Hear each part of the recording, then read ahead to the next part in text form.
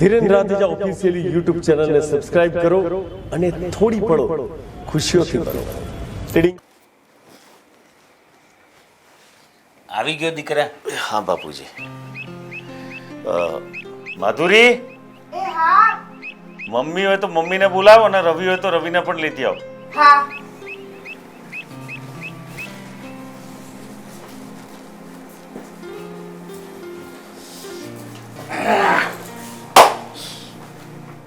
કેમ દીકરા, શું વાત છે? શા માટે બધાને અહીંયા ભેગા કર્યા છે? બાપુજી, મારે આ વાત નથી કરવી, પણ હવે ના છૂટકે મારે આ વાત કરવી પડશે. બાપુજી, આપણે જે સાઉથ આફ્રિકાની કંપની સાથે જે કોન્ટ્રાક્ટ હતો એ કોન્ટ્રાક્ટ કેન્સલ થયો છે. શું વાત કરે છે બેટા? જી. અરે એમાં તો આપણા કરોડો રૂપિયા લગાવેલા છે. કેટલો બધો માલ આપણે એડવાન્સમાં સ્ટોક કરીને રાખ્યો છે ગોડાઉનોમાં. બેટા આ એકદમ કેમ આમ થયું? બાપુજી, એ લોકોએ કોન્ટ્રાક્ટ કેન્સલ કર્યો પછી મને ખબર પડી કે આખી કંપની ફેક હતી.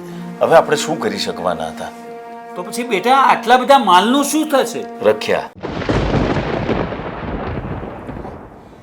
અરે પણ એકદમ જ કેમ એમણે ઓર્ડર કેન્સલ કર્યો? એકદમ નથી કર્યો બાપુજી, 1 મહિનો થઈ ગયો આ વાતને. પણ મને એમ હતું કે હું કંઈક મેનેજ કરી લઈશ, પણ કશું જ મેનેજ ના થયું બાપુજી. અરે પણ આપણે બેંકોનું દેવું, શરાફી પેઢીઓનું દેવું, એ બધું કરીશું કેમ ના, ચૂકવીશું કેવી રીતે?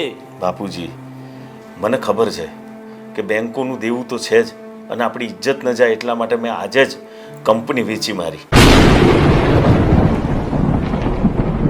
અને આજે સીલ વાગવાનો હતો.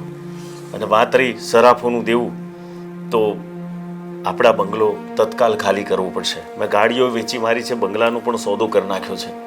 અને મારું બાઈક એ પણ વેચાઈ ગયું. આજ આટલું થઈ ગયા પછી પણ તમે અમને જણાવતા નથી. રવિ. બિઝનેસ જોયું પપ્પા, નીકળ્યા હતા મોટા બિઝનેસ કરવા, આ કરી લીધો. આ માણસ ભરોસાના લાયક જ નથી. રવિ, માપમાં બોલજે. શું માપમાં બોલું મોટા ભાઈ? તને શક છે કે મેં કંઈ બીજું ગોટાળો કર્યો હોય તો તપાસ કરી લે માર્કેટમાં જઈને. શું થયું છે શું નહીં? આટલા ટેન્શનમાં તું આવી વાતો કરું છું, તને સમજણ જેવું છે કે નહીં? પણ બધું જતું રહ્યું મોટા ભાઈ, ઘર ફેક્ટરી આ તે બધું. હવે રહેવાનું ક્યાં અમારે? અરે જતું રહ્યું, ધંધો છે, એમાં નુકસાન બી જાય ને ખોટ બી જાય ને ફાયદો બી થાય. મારે જાણી જોડે કરું છું આ બધું. બેટા આજે ને આજે જ બંગલો ખાલી કરવો છે? થોડો સમય તો માંગવો તો. બાપુજી, 1 મહિનાનો સમય હતો ને આજે એ મુદત પૂરી થાય છે. પણ બેટા આપણે જઈશું ક્યાં? મમ્મી, મારા એક મિત્રે મને ઘર ભાડે આપ્યું છે 2-3 મહિના માટે, પછી હું બીજું ઘર ગોતી લઈશ, તમે ટેન્શન ના લો.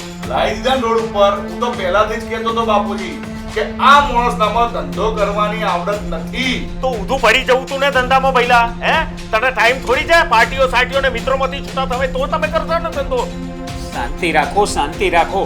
અરે આવા કપડા સમયમાં બે ભાઈઓ ઝઘડો નહીં, આનો રસ્તો વિચારો. જોવો બાપુજી, રસ્તો એક જ છે. સુખ બધા સાથે ભેગા મળીને મોજ કરી છે ને, તો દુઃખ ભેગવવાની તૈયારી રાખવી પડશે. ઓકે? અત્યારે બંગલો ખાલી કરવાનો છે, બધું સામાન પેક કરી ખાલી કરો. ચાલે સામાન પેક કર, ચાલ. બોલો, ભોગવવું પડશે ને હવે. કરમ એમના અને પાપ અમાર ભોગવવાના.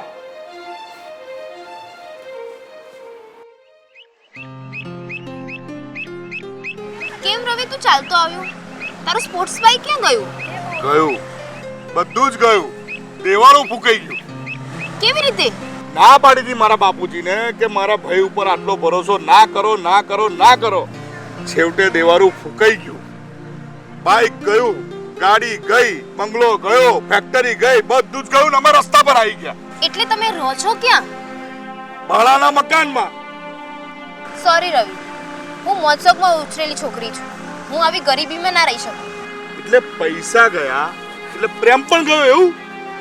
રવિ, તું મારી જોડે વિચિત દલીલ ના કરીશ. હું તારી જોડે નહીં રહી શકું, સોરી.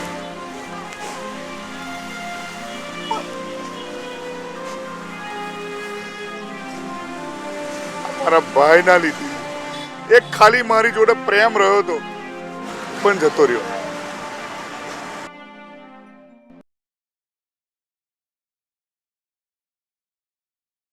બેહી ગયા, ધોઈલા મુરાની જેમ બેહી ગયા.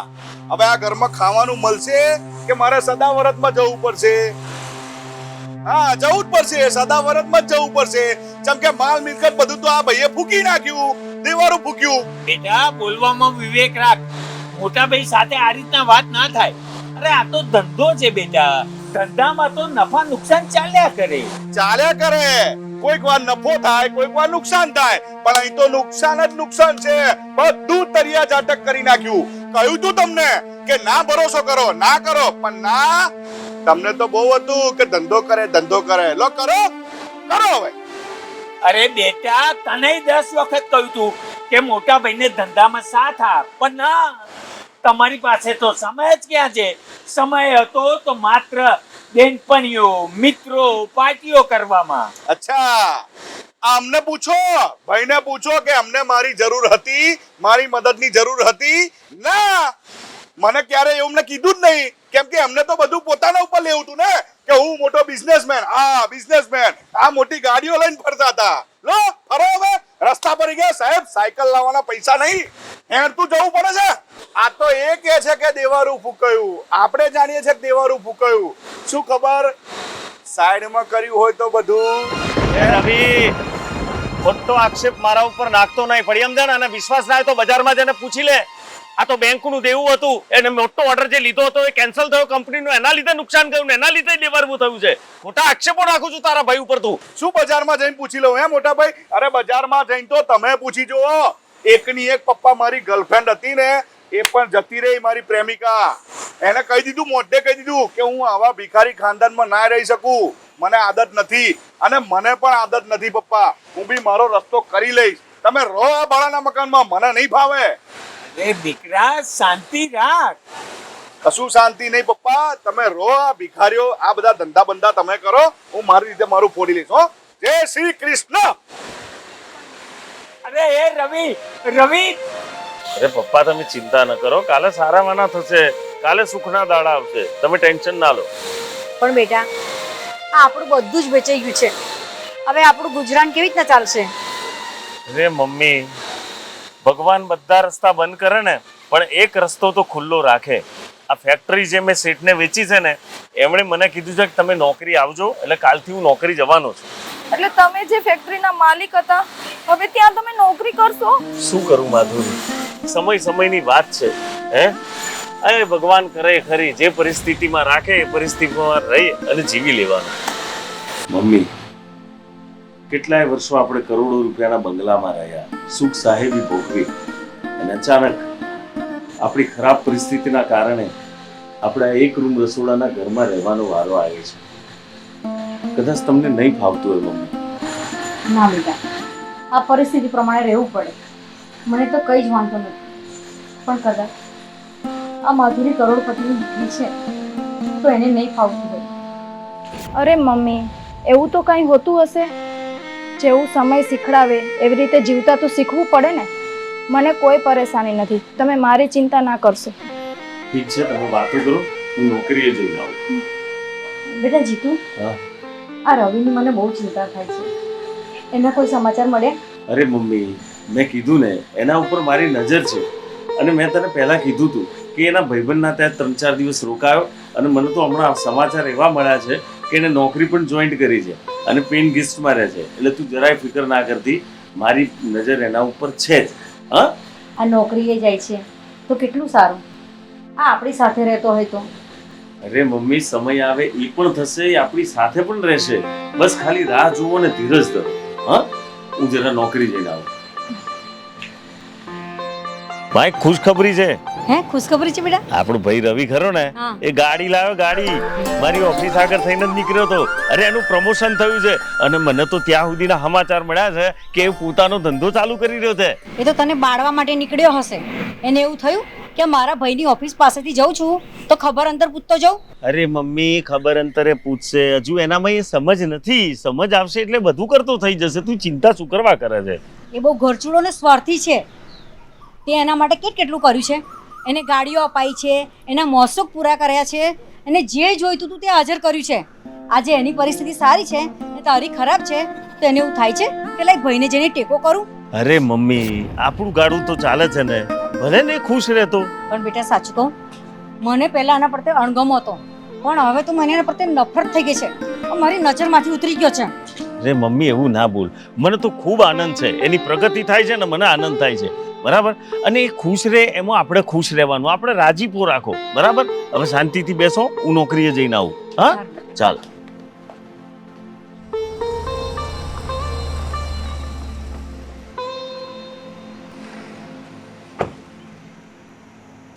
બોલ, જલ્દી બોલ, શું કામ હતું? કેમ કે મને ફાલતુ માણસો જોડે ફાલતુ વાત કરવાનો બિલકુલ સમય નથી. રવિ, આઈ એમ રિયલી સોરી. જે મેં તારા જોડે વર્તન કર્યું એ બહુ જ ખરાબ હતું, પણ હું તારા વિના નહીં રહી શકું. કાચિંડો પણ રંગ બદલવામાં વાર કરે, અને તે તો એના કરતાં પણ ઝડપી રંગ બદલી નાખ્યો. અને શું કીધું તે? હું તારા વિના નહીં રહી શકું એમ? અરે મારા વિના કે આ ગાડી વિના કે મારી મિલકત વિના? બસ આ જ કામ હતું ને?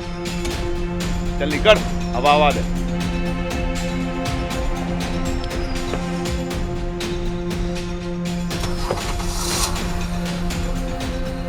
ચલો બાપુજી, આજે તો સાથે નોકરી જઈએ. આપણી બસ તો એક જ છે ને. પહેલા મારું સ્ટેન્ડ આવે ને પછી તારું બસ સ્ટેન્ડ આવે. ગાડી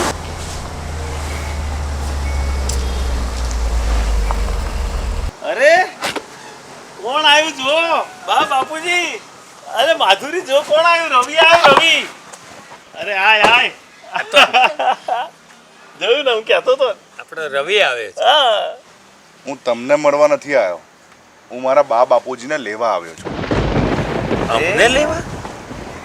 પણ એમને લઈ જવાની શું જરૂર છે? આપણું ઘર છે જ ને, આપણે બધા એક જ છીએ. ક્યાં આપણે બધું અલગ કરવાની જરૂર છે? અને આ ઘર તારું જ છે ને પહેલા. મારું? મોટા ભાઈ, આ ઘર તમારું પણ નથી ને મારું પણ નથી. આ ભાડાનું ઘર છે, અને મારું પણ ભાડાનું જ ઘર છે. પણ એ બંગલો છે, બંગલો. અને શું કહો છો, તમને મારી જરૂર છે? ના, તમને તો આ ગાડીની જરૂર છે. અને હું ફક્ત ને ફક્ત તમને 2 જણને લેવા માટે આવ્યો છું. એટલે હવે નક્કી તમારે કરવાનું છે, તમારે 2 જણે, કે આ ફકીરો જેવા ઘરમાં રહેવું કે મારા બંગલામાં રહેવું. બેટા રવિ, તું લેવા આવ્યો એ બદલ આભાર, પણ હમણાં શું બોલ્યો તું? તારા ભાઈને તારી આ ગાડીની જરૂર છે એમ? ભૂલે છે દીકરા, ભૂલે છે. અરે આવી તો કઈ ગાડીઓ ફેરવી નાખી મેં ને આ તારા ભાઈએ, અને તમને લોકોને પણ આનથી મોંઘી ગાડીઓમાં ફેરવ્યા પણ છે. જે પણ બોલો ને બેટા, એ વિચારીને બોલું. આજે તારો સમય છે ને એટલે તું બોલી રહ્યો છે રવિ, પણ એમ ના માનીશ કે કાયમ માટે તારા મોટા ભાઈનો સમય પણ આમ જ રહેશે. સમયને બદલાતા વાર નથી લાગતી બેટા. મળી ગયો બાપુજી, મને તમારો જવાબ મળી ગયો. કહેવાનો મતલબ એ જ છે કે તમારે આ ગરીબો ભિખારીઓ જોડે જ પડી રહેવું છે ને, તો પડ્યા રહો.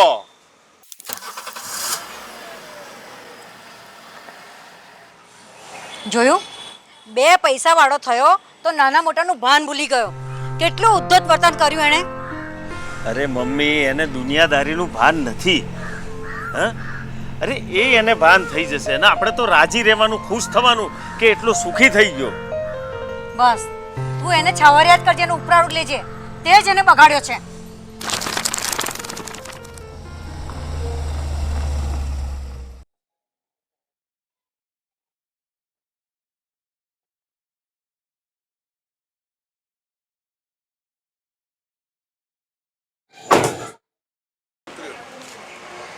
અરે રવિ આવ્યો. આવ દીકરા આવ. બેસ બેટા. બેસવા નથી આવ્યો મમ્મી, કામથી આવ્યો છું. અને તમે લોકો હજુ બહાર જ બેઠા છો? આ બહાર જ બેસવું પડે ને, કેમ કે એક રૂમ રહોણાના ઘરમાં હમાય કેટલા, અને અંદર તો પંખાની પણ સગવડ નથી. બેટા મેણા ટોણા માર્યા વગર જે કામથી આવ્યો છે એ કે. અરે જો તો ખરી કોણ આવ્યું છે? રવિ આવ્યો છે. અરે વાહ, શું છે? રવિ સ્ટીલ ઇન્ડસ્ટ્રીઝ ઉદ્ઘાટન છે કાલે મારી ફેક્ટરીનું, અને હું ખાલી મારા મમ્મી પપ્પાને આમંત્રણ આપવા આવ્યો છું. સરસ, આનંદ થયો. આ તારું આ પગલું જોઈને ખૂબ ખુશી પણ થઈ કે તારી પ્રગતિ થઈ રહી છે. ખૂબ આનંદની વાત છે.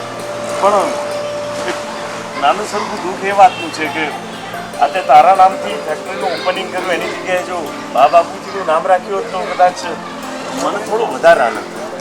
એ તમે જ્યારે ફેક્ટરી બનાવો ને ત્યારે બા અને બાપુજી બંનેનું નામ રાખજો હો. આ મેં બનાવી છે મારી મહેનતથી. અને ફરીથી યાદ કરાવી દઉં કે આ ઇન્વિટેશન ફક્ત ને ફક્ત મારા મા બાપ માટે છે. મોડું સંભાળીને વાત કર દીકરા. આટલી મોટી ફેક્ટરીનું તું ઉદ્ઘાટન કરે છે અને તેમાં આ તારા મોટા ભાઈ ભાભી જ ના હોય? શું બગાડ્યું છે એ લોકોએ તારું? અચ્છા, શું બગાડ્યું છે એમ? તમને લોકોને નથી ખબર કે શું બગાડ્યું છે? વારંવાર મને એકની એક વાત યાદ કરાવીને ગુસ્સો ના અપાવશો પપ્પા. અને એટલા માટે જ હું નથી ઈચ્છતો કે આમના પગલા મારી ફેક્ટરીમાં પડે અને મારી ફેક્ટરી શરૂ થાય એની પહેલા દેવાળું ફૂંકાઈ જાય. ક્યારનો શું મારી ફેક્ટરી કરી રહ્યો છે? આ તો મારી હોય તો મારી જ કહું ને. અરે કશું જ નથી તારું. બાપુજી, અરે નહીં, ક્યાં સુધી તું મને ચૂપ રાખીશ? બોલવા દે આજે મને. ફેક્ટરી બનાવી છે તે એમ ને? હા, પૈસા ક્યાંથી લાવ્યો? બેંકમાંથી લોન લીધી. અને તમારી જાણ માટે કહી દઉં પપ્પા કે બેંકમાં લોન એવા લોકોને મળે છે કે જેની ક્રેડિટ હોય, જેને દેવારું ફૂક્યું હોય એવા માટે નથી. કેટલું ભણ્યો તું? ખબર જ છે ને તમને. હા, તો તું ભણેલો છે તો તને એ પણ ખબર હશે જ કે ગેરંટી વગર આટલી મોટી 2 કરોડની લોન કોઈ પણ બેંક ના આપે. આપીને એ આના પ્રતાપે.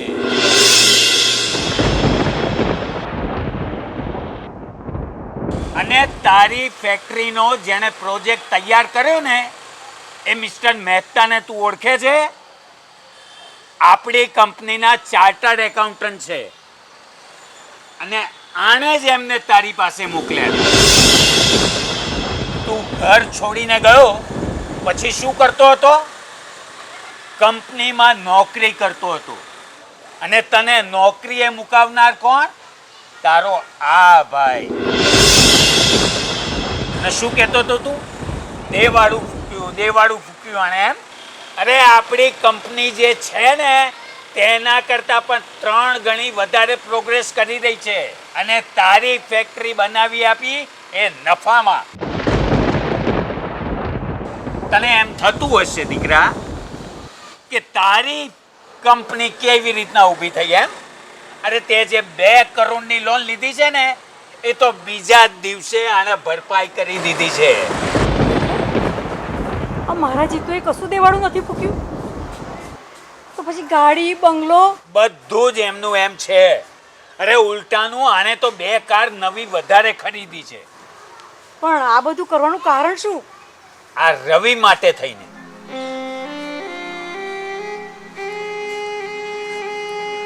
મોટા ભાઈ, શું વાત કરે છે પપ્પા?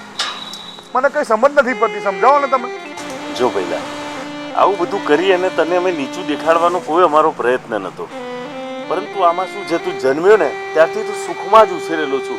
એક દુઃખનો પડછાયો સુધી તારા ઉપર પડ્યો નથી. અને આવડો મોટો આપણો કારોબાર છે.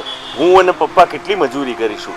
અને એટલે જ પપ્પાએ મને આ આઈડિયા આપ્યો કે એના માથે જ્યાં સુધી જવાબદારી નહીં આવે ને ત્યાં સુધી એ જવાબદારી સ્વીકારતા શીખશે નહીં. એટલા માટે થઈને આ બધું નાટક રચું. તારી જેમ સુખમાં ઉછરેલો કોઈ બીજો વ્યક્તિ હોત અને આમ અચાનક આપત્તિ આવી પડે ને તો એ કદાચ ભટકી જાત અથવા તો કદાચ તૂટી જાત. પણ તે આ કાર્યશૈલીને ગ્રહણ કરીને ખૂબ સફળતા તે મેળવી. અરે એ તો વાત છોડ, તે તારા કાર્યક્ષેત્રને સંભાળવા માટે થઈને તારી ગર્લફ્રેન્ડને પણ છોડી દીધી અને પોતાના કાર્યને, પોતાના કર્મને પોતાનો ભગવાન માની અને તે જવાબદારી સ્વીકારીને બસ બાપુજી આ જ ઈચ્છતા હતા કે રવિ પણ આપણો કારોબાર સંભાળે અને ખૂબ આગળ વધે. અને હા, આ તો બાપુજીની ઈચ્છા હતી. બાકી હું તો છે ને તને મારી નજરથી દૂર જ ન થવા દઉં. અને તને સક્ષમ બનાવવા પાછળ જે કંઈ પણ રૂપિયા વપરાયા છે એ કંઈ અમારા નથી વપરાયા. તારા પૈસા અમે તને સક્ષમ બનાવવા પાછળ વાપર્યા છે. મોટા ભાઈ, હું તમને ના બોલવાના શબ્દો બોલી ગયો. અને તમે મારી માટે આટલું બધું કર્યું. તમે મારી માટે આ ખોરડા જેવી ઓરડીમાં રહ્યા અને જેની અંદર પંખાની પણ સુવિધા નથી. આ તમે તો ઠીક મોટા ભાઈ, પણ આ ભાભી બિચારા, આ મારા મામા, આ લોકો આટલા બધા હેરાન થયા ખાલી મને સુધારવા માટે. મને માફ કરી દો મોટા ભાઈ, મારી ભૂલ થઈ. અરે રવિ, તું બગડેલો જ નતો, તું સુધરેલો હતો, પણ તને ખાલી સક્ષમ બનાવો હતો. હા, અને તું સક્ષમ બની ગયો એનો અમને આનંદ છે. અને કોઈ પણ સુખની પ્રાપ્તિ માટે થોડું દુઃખ તો સહન કરવું પડે. આજે તું સુખી છું તો અમે બધા સુખી જ છીએ, અને જો તું દુઃખી થઈશ તો અમે બધા સુખી રહેવાના છીએ. અને તારી પ્રેમિકાને તું શું કહેતો હતો? કાચિંડાની જેમ રંગ બદલે છે એમ?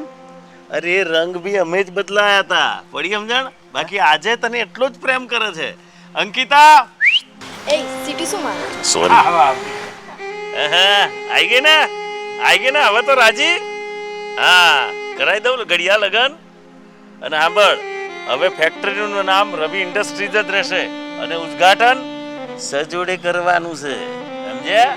હવે જઈએ ને તાર પાછું મુહૂર્ત જશે. મલકોય છે કેવા? રાજી? હેડો હેડો. આપણે જે કામ માટે વાત થઈ હતી ને, એ આ બેન કામ માટે આવ્યા છે. નમસ્તે બેન. નમસ્તે.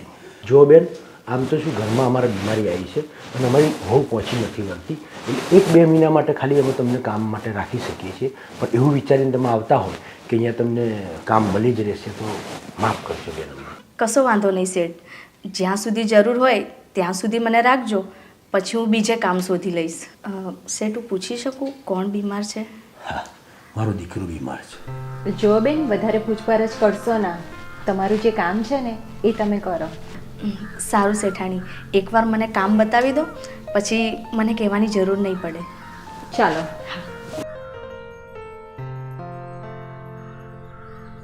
નાના શેઠને એવું તો શું થયું છે? તારે સાંભળવું જ છે ને તો સાંભળ. હમણાં થોડાક દિવસ પહેલાં એમણે એસિડ પી લીધું હતું. એસિડ? શેઠાણી કહેતા હતા કે નાના શેઠે એસિડ પીધું, પણ એવું તો શું થયું હશે કે નાના શેઠને એસિડ પીવું પડ્યું? આ એસિડના લીધે શેઠ કંઈ અંદરથી બળી તો નહીં ગયા હોય?